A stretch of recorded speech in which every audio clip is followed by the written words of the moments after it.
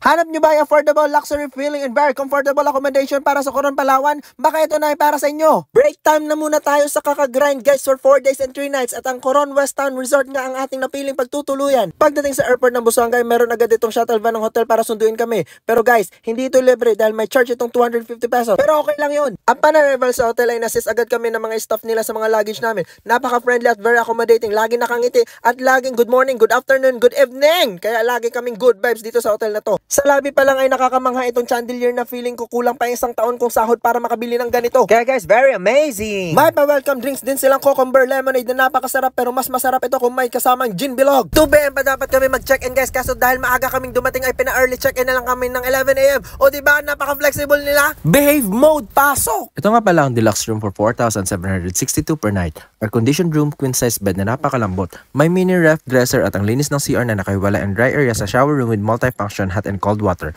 Sa lawak ng CR, pwede ka pang volleyball.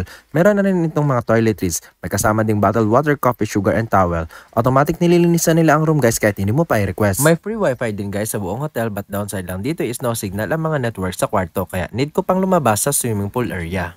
Speaking of swimming pool, ay may free access hanggang 10 PM. May kids pool, jacuzzi, spa, bar at fitness center din. Meron ding live band every night guys at ang bilis kong malasing sa style nila dahil 135 pesos ang isang bote dito. At ang pinaka-favorite part ko na inclusion ay ang breakfast buffet. May pineapple juice, chicken soup, garlic rice, scrambled egg, alfredo pasta, chop suey, fried bangus, pork tocino, fruits, salad, cereal, siopaw, pizza, waffles, sweets at napakasarap na coffee na timpla ng palalabs ko.